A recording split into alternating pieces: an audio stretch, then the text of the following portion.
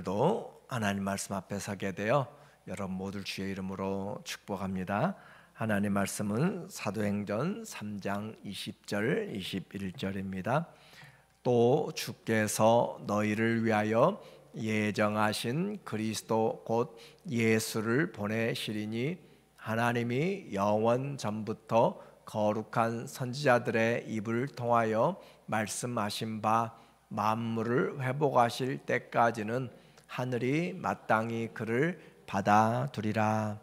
아멘. 오늘은 역사적 예언적 예수라고 하는 주제로 말씀을 같이 나누도록 하겠습니다. 제목이 조금 어려운 것 같은데 아주 중요한 메시지를 담고 있어요.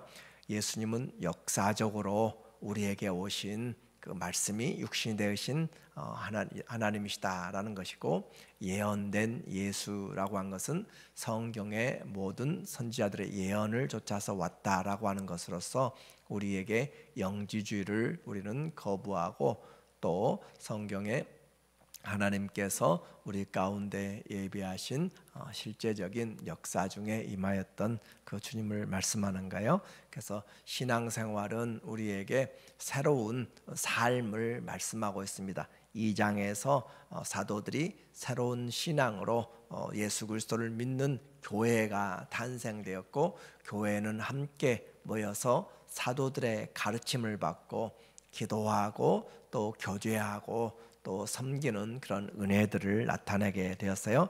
완전히 달라진 신앙생활, 공동체 생활이죠. 그리고 그 모든 그 기본은 바로 말씀 위에 서서 섬겨 나갔던 것이에요. 그래서 세상 지혜와 지식으로 하지 않고 하나님의 말씀을 따라서 가장 세상에서 중요하다고 생각되는 물질도 그들은 물질의 노예가 되지 않고 잘 사용함으로 오히려 물질의 주인이 되었던 것을 말하고 있는 것이죠. 나만 위한 것이 아니라 다른 사람들에게 덕이 되고 본이 되는 신앙생활로, 그래서 영적으로는 말씀을 잘 배움으로 기도와 말씀이 그들의 삶을 인도하였고, 물질적인 부분에서도 잘 준비를 하여서 하나님이 원하시는 그런 주인의 삶을 종이 되지 않고 관계적으로 성품적으로 새로운 삶을 살게 된 신앙생활, 오늘 우리에게 이제 그와 같은 신앙생활을 살아가는 사도행전의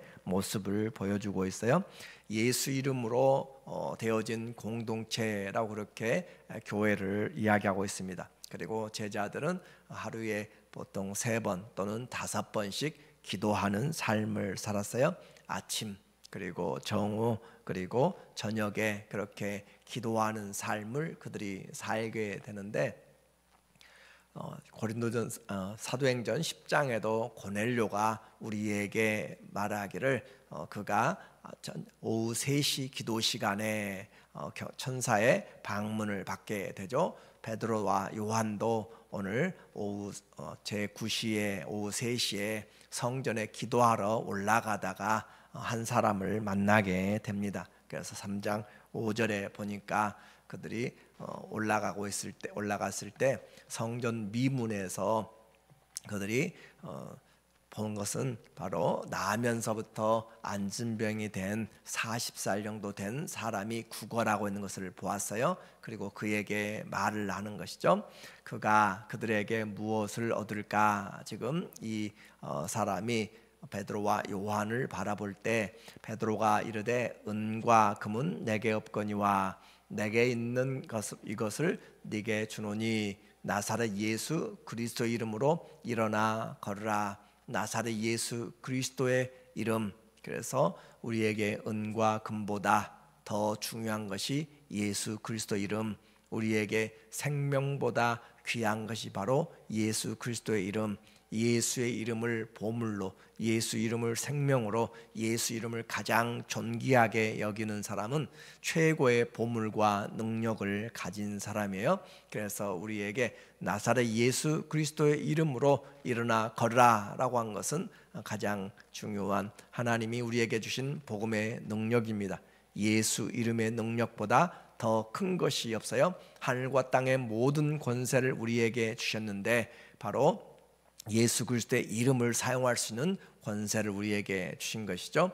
그리고 오른손을 잡아 일으키니 발과 발목이 곧 힘을 얻고 뛰어서서 걸으며 그들과 함께 성전으로 뛰어가면서 걷기도 하고 뛰기도 하며 하나님을 찬송하니. 자, 40년 만에 처음으로 걸어 보았어요. 정말 기적 중에 기적이고, 이제까지 성전 미문 아름다운 문이라고 일컬어지는 그곳에서 그가 들어가는 사람들은 볼 때마다 성전의 아름다움에 감탄하고 들어가지만 그 아름다움과 비교돼서 평생 나면서부터 그렇게 걷지도 못하고 거린으로 그렇게 살아갈 때 그의 마음은 가장 비참한 자리에 있게 돼요. 동료들이 같이 있으면 그래도 시기심은 나지 않을 것인데, 상대적으로 그렇게 아름다운 곳에 사람들이 그 구경하는 곳에, 그곳에서 거린으로 있다라고 하는 것은 그의 인생의 삶이 무엇인지를 우리에게 말해주는데, 그는 이제 걷고 뛰면서 하나님을 찬양한다. 그래, 우리는 걷고 뛰면서 하나님을 찬양할 수 있는 이 환경이 얼마나 감사한지, 그가 찬양하는 것과 우리가 찬양하는 것이 얼마나 마음의 깊이가 다른지 우리는 한번 생각해 볼 필요가 있어요. 우리는 기적을 날마다 살고 있으면서 기적인 줄을 모르고 살아가는 것이잖아요. 우리가 어떤 몸의 기능을 잃어버렸을 때, 어떤 무엇을 잃어버렸을 때 그것을 다시 회복하기 위해서 얼마나 기도하고 노력하고 해요.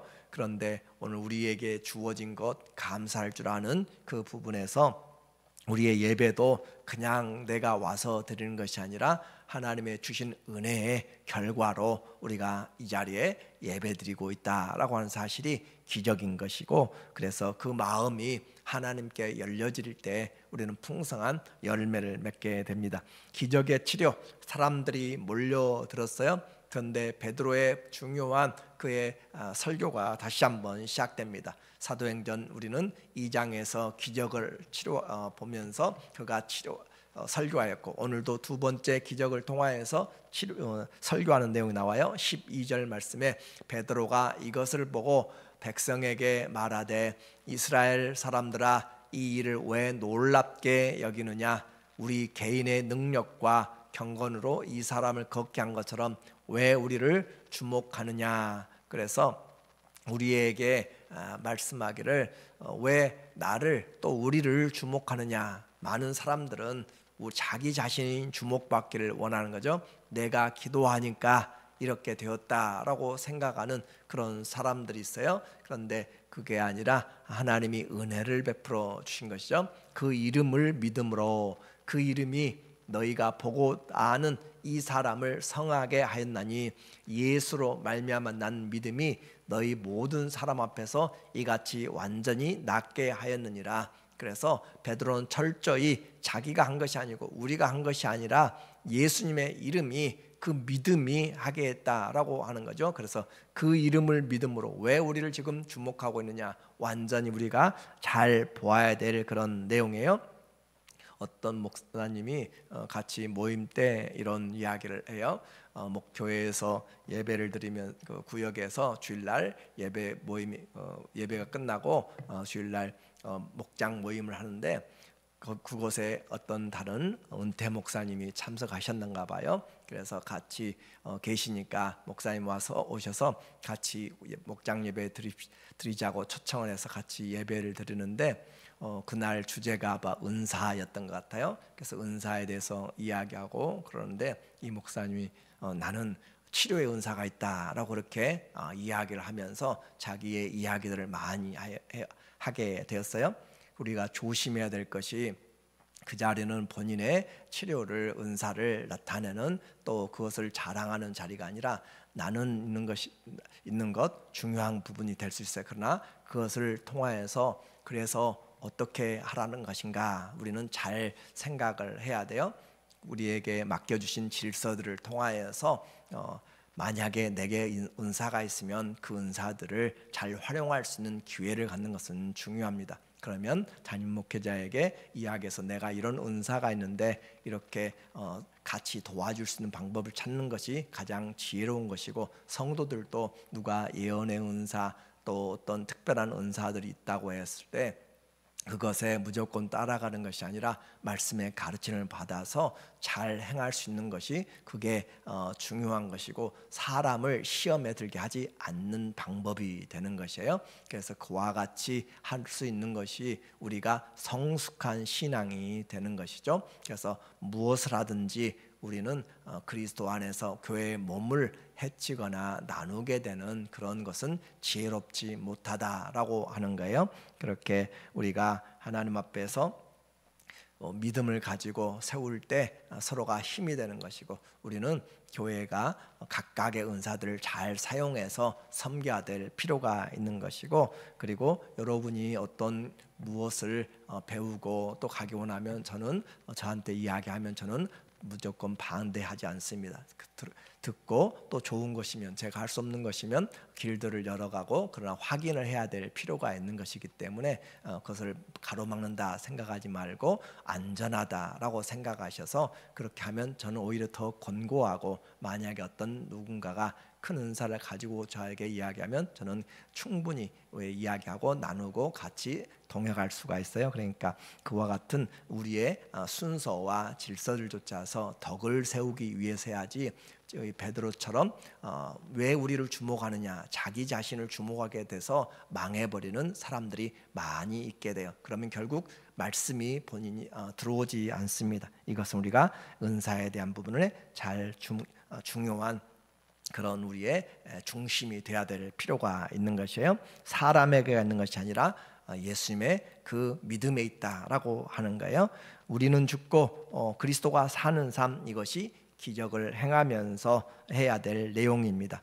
베드로는 이 기회를 통하여서 그가 자기들을 나타낸 것이 아니라 예수님을 소개하고 있습니다. 이것이 성령의 충만한 자들의 삶이에요. 어떤 일을 하든지 우리는 그리스도가 나타나도록 오순절의 일을 통하여서, 오늘 40년 동안 나아서 걸어보지 못한 그 사람을 걷게 하면서도 그가 내세우는 것은 자기가 아니라 예수 그리스도였다라고 하는 거죠. 18절에 보니까 말하기를, 그러나 사람이 모든 선지자의 입을 통하여 자기의 그리스도께서 고난 받으실 것을 미리 알게 하신 것을 이와 같이 이루셨느니라. 그리스도께서 고난 받으실 것을 말씀했다. 그리고 너희가 회개하고 돌이켜 너희 죄 없이 함을 받으라. 이같이 하면 새롭게 되는 날이 주 앞으로부터 이를 것이요. 회개하고 주님께 돌아오면 죄를 용서함 받는다. 그리고 새롭게 되는 날이 주로부터 임하게 되는데, 우리가 성경을 보면서 잘 기억해야 될 것이, 모든 선지자의 입을 통하여서, 성경을 읽으면서 여러분이 아모스를 읽고 또 호세아를 읽고 다니엘을 읽고 여러 선지자들의 글을 읽어도 예수 그리스도에 대한 것을 잘 찾기가 쉽지 않습니다. 왜냐하면 성경이 그렇게 중점적으로 주제적으로 그렇게 말하고 있는 것이 아니라 예언들이 거기에 시로 또는 산문으로 각각 들어가 있고 산재되어 있기 때문에 우리가 그걸 맥을 잡기가 쉽지 않다라고 하는 거예요.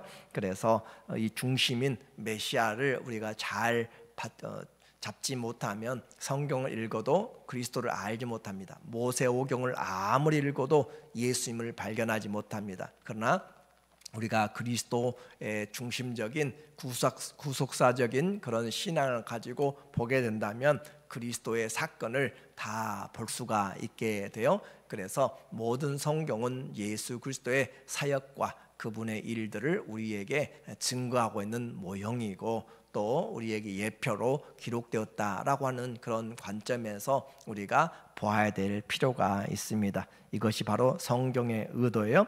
구약 성경을 보면서 이 예수 그리스도를 발견할 수 있는 그런 관점으로, 그래서 우리의 신앙은 다윗이 본이 아니고 바울이 본이 아니고 우리의 신앙의 본은 예수 그리스도입니다. 아브라함이 본이 아니고 예수 그리스도가 본이다. 그래서 우리 시선을 항상 그리스도를 보려고 해야지 다른 사람들을 보면은 실망하게 되고 낙심하게 되는 거예요.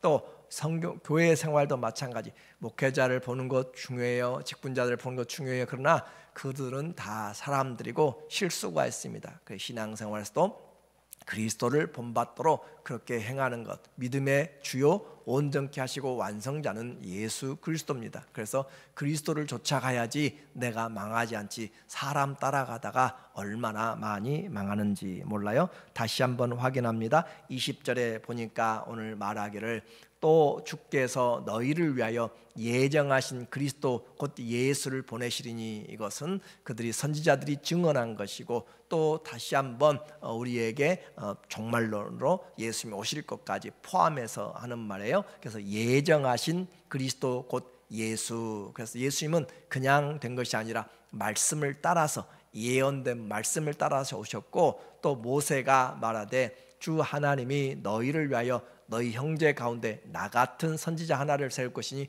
너희가 무엇이든지 그의 모든 말을 들을 것이라. 나 같은 선지자, 바로 모세보다 뛰어난 바로 예수 그리스도를 이야기하고 있는 것이에요.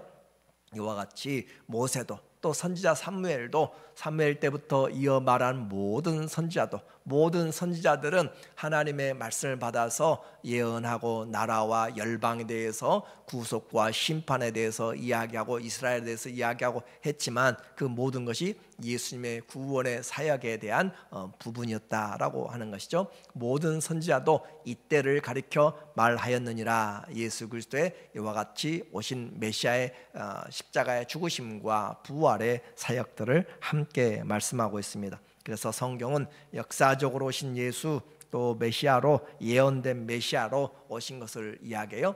25절에 보면 너희는 선지자들의 자손이요 또 하나님이 너희 조상과 더불어 세우신 언약의 자손이라.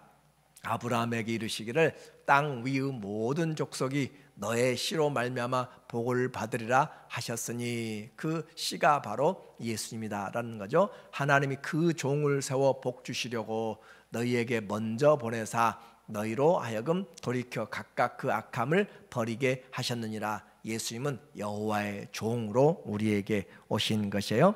그래서 이와 같이 베드로의 설교, 기적을 베푼 다음에 그 기적의 중심이 예수님이었고, 그 기적 예수님은 성경을 따라 오셨음을 요엘서를 통하여서, 모세를 통하여서, 선지서를 통하여서 우리에게 간증과 우리에게 설교의 중요성이 어떻게 돼야 될지를 지금 이 성경을 통하여서 말씀하고 있어요. 무슨 일을 하든지 예언된 말씀을 통하여서 이루어졌음을, 결국 모든 영광은 예수님을 통하여서 하나님께 돌려지는 것이 우리의 신앙생활의 가장 중요한 핵심입니다. 그 부분을 놓치면 우리가 기적을 행하고 우리가 많은 일을 하고 했어도 결국 하나님의 뜻을 행하지 않고 불법을 행하게 되므로 많은 사람들이 믿음의 길에서 떠나게 되게 돼요. 그래서 우리는 이 누가는 초대교회 이 사도행전을 쓰면서 이 누가가 우리에게 초대교회 첫 탄생부터 시작하여서 예수 그리스도의 그 오심을, 치료의 주님을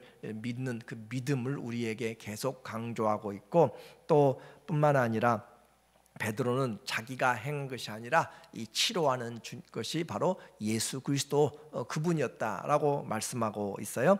그래요. 예수님은 우리가 반드시 놓치면 안 되고, 왜 우리를 주목하느냐? 우리의 모든 시선은 그리스도에게 향할 수 있도록 자꾸 보아야 돼요. 내가 어떤 업적을 이루고 직분을 가지고 해나갈 때 사람들이 우리를 따르고, 세상은 사람들을 우상화 만들려고 그렇게 이야기해요. 교회에서도 그렇게 되면 안 되는 것이, 우리는 그리스도를 항상 볼 수 있도록 스스로 언젠가 내가 그 자리에 있게 되면 우리는 잘못 가고 있는 것이고, 그리스도께 시선을 향하도록 자꾸 그렇게 하는 것이 올바른 리더들의 모습이에요. 그래서 우리가 아니라 예수입니다. 그 복음이 바로 우리에게 주신 것이죠. 로마서 1장 2절에 보면 이 복음은 하나님이 선지자들 통하여서 그의 아들에 관하여 성경에 미리 약속하신 것이라. 그래 역사적이고 예언된 것이라는 거죠. 그의 아들에 관하여 말하면 육신으로는 다윗의 혈통에서 나셨고, 성결의 영으로는 죽은 자 가운데서 부활하사 능력으로 하나님의 아들로 선포되셨으니 곧 우리 주 예수 그리스도시니라. 은사는 우리가 구해야 되는 거예요. 그리고 또 사모해야 잘 사용할 수 있어요. 목적은 그리스도의 몸을 세우기 위한 것입니다. 또 그리스도를 증거하기 위한 것입니다. 수많은 은사들이 주님을 증거하기보다 자기의 욕심과 자기 이름과 자기 명예를 위하여서 오용된 것을 우리는 기억해야 돼요. 세상 말로 돈 앞에 장사 없다는 것처럼 은사 앞에 교만이 겸손할 수가 없습니다. 자기 자신이 죽지 않으면 베드로처럼 왜 우리를 주목하느냐 하지를 못해요. 교회에 특별히 일하고 리더십에 있는 사람들이 기억하고 해야 될 것이, 내가 특별한 은사를 가지고 있다고 해서 사람들이 나를 칭찬할 때도 우리는 나는 죽고 그리스도께 영광을 돌리도록 그렇게 하는 부분이 항상 습관화가 되어야 나도 살고 성도들도 살고 교회가 살게 됩니다. 우리의 신앙은 말씀을 따라 이렇게 가르침을 받고 우리의 은사들을 통하여서 기도로 약속을 성취하고 모든 환경에서 예수님이 증거될 수 있는, 그래서 살아도 죽어도, 그렇죠? 이 땅을 살든지 떠나든지 내가 갇혀 있든지 풀려나든지 그리스도가 존귀케 되는 것이 우리의 가장 중요한 신앙의 능력이고 또 목표입니다. 오늘 적용할 내용이에요. 오늘 적용할 내용은 우리에게 이 베드로와 요한처럼 또 백부장 고넬료처럼 그들이 이스라엘 사람 제자들이 하루에 3번 또는 5번씩 정한 시간에 다니엘도 그렇게 기도한 것처럼 내게 정한 기도 시간이 있는가라고 하는 거예요. 기도 시간, 하나님과의 약속 시간입니다.